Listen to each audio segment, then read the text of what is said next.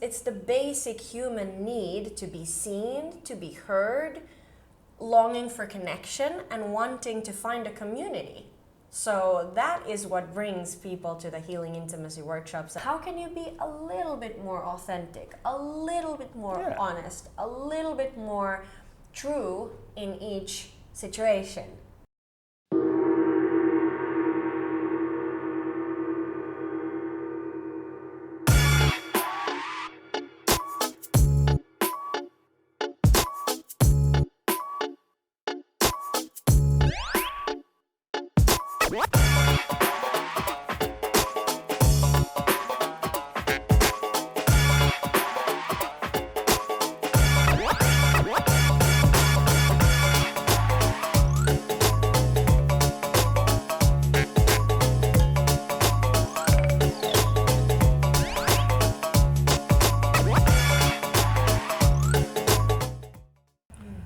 Welcome to this new episode, and today I am here with Mia. How are you, Mia? I am good. I feel very relaxed in my body and a bit excited. Sounds great! So Mia is a coach specializing in vocal and emotional communication. Yes. Okay, so she's been doing some workshops in Kohphangan recently around intimacy as well. But first of all, I'd like to ask you, what is your story in life? So I grew up in Finland, in Helsinki and the Espoo region, and I was born in 1980. And my father was a police officer who wasn't doing very well. So when I was just 1 year old, he fired some gunshots in our home and then just disappeared. So that was my first trauma at 1 year old. And after that, my life has been a constant searching for security. Secure attachment to men, secure attachment to my family. And in my family line, then again, on mother's side, we have a lot of neurodiversity. So what does that mean? ADHD, autism. So also communication was a bit wobbly in our family. So there was a lot of lying, a lot of secrets, a lot of withholding, okay? Mm-hmm. So growing up, I had to start to learn how to release all this trauma, working with CPTSD symptoms and stuff like this. So this took 20 years of my life to try to figure out how to become secure and safe myself. And nowadays, luckily, our family dynamics are starting to heal. My relationship to my sister is starting to heal. I have a loving partner, and I have a bunch of loving friends here on the island and all over the world. And for me, the most important thing has been taking ownership of my own emotions. So coming from this background, slowly learning emotional regulation tools, communication, how to touch with consent and clarity.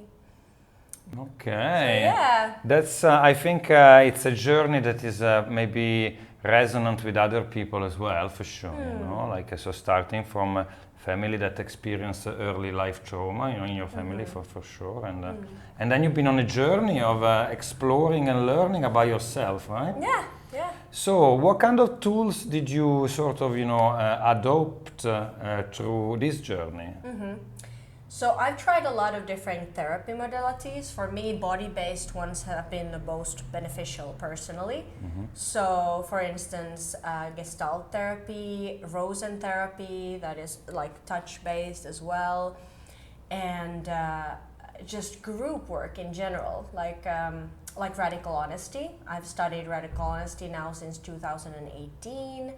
And then authentic relating, circling, and tantra. I'm also a tantra teacher. I studied here at Samma Karuna.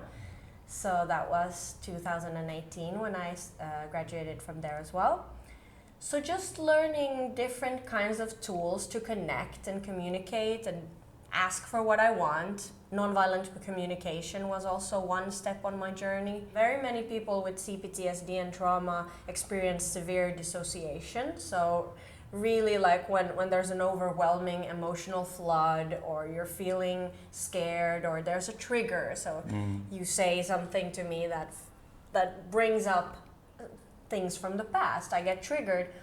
So then in that space, many of us dissociate, so leave the body.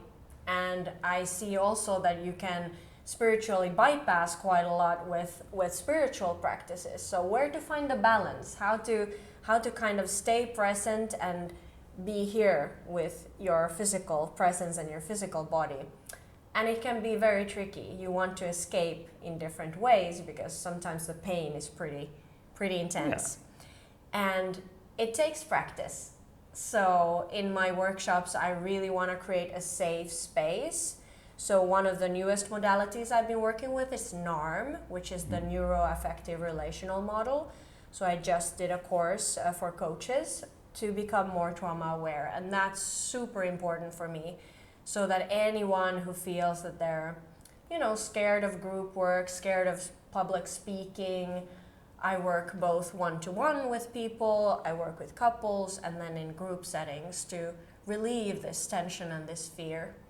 Okay, so of course there is an aspect of your teaching which is more sort of verbal, so you explain things to people, but also there's an experiential aspect, right? Mm-hmm. Is that what's the biggest aspect in your opinion? Is it the experiencing of people going through the class, connecting with others and themselves, or you tend to more like coach people with communication and verbal sort of both coaching? So there are different workshops that I run. There is one workshop called Feel Your Voice, Voice Your Feelings, where we actually just also use sound.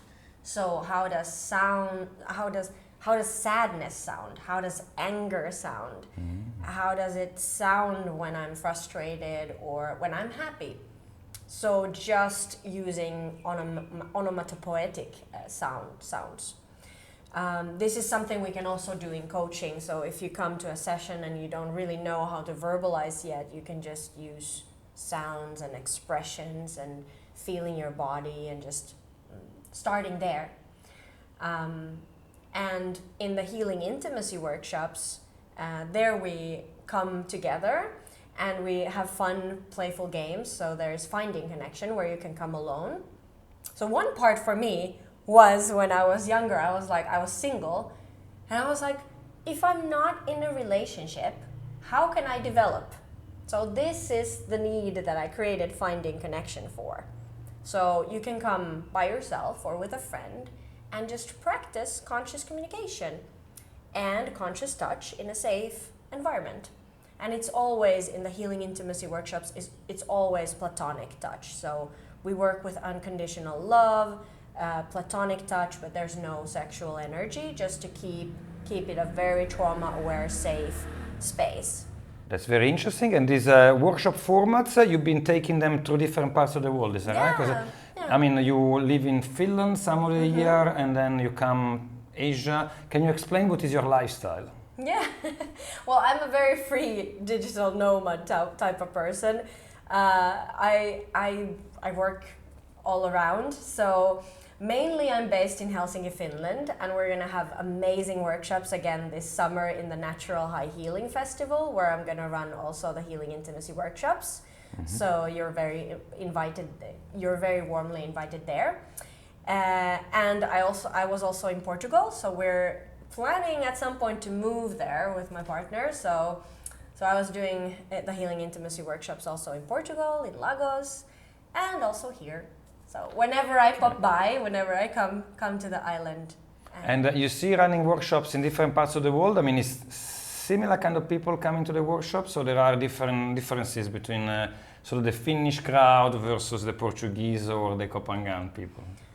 I would say people are the need is the same. It's the basic human need to be seen, to be heard, longing for connection and wanting to find a community.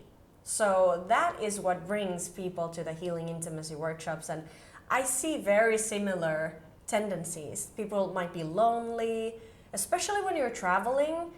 It's very daunting because you might have a really close friend and you've been close friends with them for 2 weeks, and then you need to go, then you need to leave.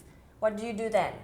So how do you keep on, building new loving connections and what are the ways to, ask a person like, hey, I really like your energy. I would want to be your friend. Would you like to meet me more often? So just kind of being more straightforward and practicing asking for what you want, because you never know. The other person might be just, wondering the same thing, but not really daring to ask.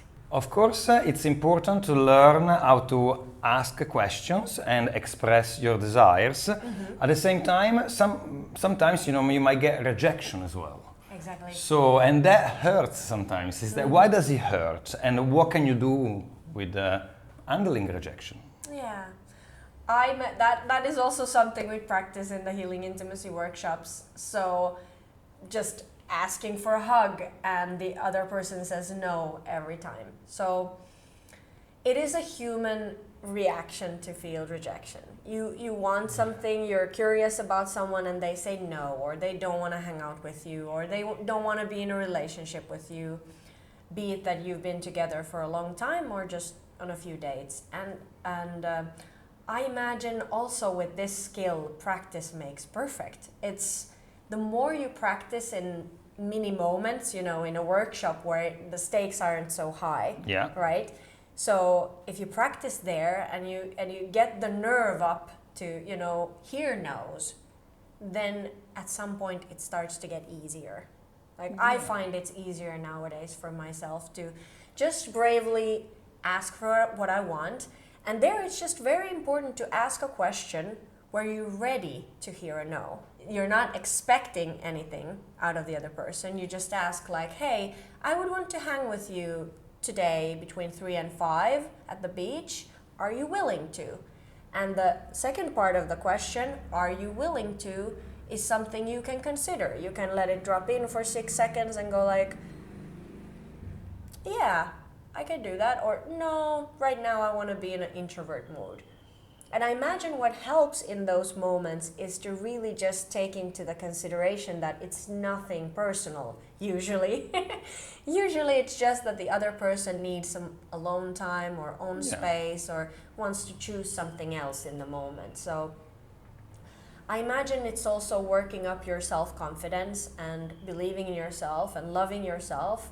And I know everybody keeps saying it, and it's not easy, and it takes a lot of practice and, self-love exercises, which we also do in the workshops and in the coaching, to really find a place where you're okay. You're okay by yourself, you're okay to go alone, and you're daring to ask for someone to join you. Because, if I'm in the flow of a conversation with somebody and maybe I want something more, like planning, a dinner later, or just seeing this person again, or just, asking for something, I know that there is an element of verbalizing your request, but also there is some sort of presence and energetic level, I mean, if I think of people that are very emotional intelligent, they find the right time, the right tone, the right way to propose things, and it works a lot more for them possibly. So, in your opinion, emotional intelligence is something you're born with or something that you can learn? I imagine it's something we can all learn. I imagine all of us have different kind of neurology and different kind of tool sets when we're born, and it also comes from our family. Like, especially if you're a family that's very neurodiverse or neurospicy, like I like to say, that there's ADHD, potentially autism, communication might be a thing that's a little bit of a struggle in your family. But I'm living proof that if it becomes your special interest, if you really dive deep into it and you really start studying it and practice, and now I'm saying practice without masking. We're talking about masking a lot nowadays, like dropping the mask in the neurodiverse community. And masking means pretending to know what's going on when actually you don't, or pretending that you're understanding the neurotypical way when you actually don't. So instead of pretending, going like, hey, I didn't really understand that joke, and I appreciate you for telling it, and just, being honest about who we are. Because if we keep hiding who we are, we're never gonna get there. But so I imagine it's both are true. So we are different. Some of us are very different. So we have different qualities that, for some people, make it a little bit more challenging to learn emotional expression and communication. And I would say it's possible for everyone. For some people, it just takes a little bit more practice. Yes, and being embodied, feeling your energy, because a lot of people are in their minds all the time, and there's such a divide between the way you embody yourself, you carry yourself, the way you live life or experience it from a more of a body and spiritual perspective, and your mind jumping all over, wanting things, and there's something that you can learn to again get back into the body, be present in the moment, and calm down the mind, because you got this active mind all the time. It's also difficult to feel the other person. You just think, does she want me to ask her or not? Shall I, overthinking is always bad for emotional intelligence, in my opinion. The people that I admire the most, because they are very socially clued in and have many friends, they're very popular, they tend to just have this flow, you know what I mean? And it's amazing. But it can be learned, you said, absolutely. Yeah, absolutely. Absolutely. I would say that it takes practicing in a group, and I imagine coming to different kinds of modalities like Gestalt therapy, NARM, radical honesty, healing intimacy, these different modalities where we sit in a circle and we agree to be present with each other and practice and witness each other's baggage, witness each other getting triggered, and express our feelings like anger or sadness or grief. It's very powerful. And then, of course, something that you said is like dropping the mask. So I done some work around sort of the Jungian persona, which fascinates me. Absolutely. So do you think it's really possible to drop the mask completely? I mean, in a social environment, because you're showing up in a social environment, you are by default sort of projecting a version of yourself that you do maybe unconsciously very often. So, but then there are maybe different layers of authenticity to that mask that you wear. Yeah. So by being more present, more flowy, more in the space, maybe you can be more authentic. And you still have a mask of sorts, but it's not just pretending 100% while being disconnected and saying yes all the time or saying no all the time. Yeah. Is that right? I feel it right now also, that of course I'm masking in a way, or I'm acting, I am this facilitator, and I put some makeup on, and we all do it. We all do it, like how we carry ourselves, how we use our hands. I imagine we're both doing it a little bit. And then if we would be alone at home, we're in a completely different posture. So yes, socially we do keep up appearances. We do have a certain mask on, but how can you be a little bit more authentic, a little bit more honest, a little bit more true in each situation? So it's about being genuine, true to yourself, honest to yourself, and then dare to be honest to another person, right?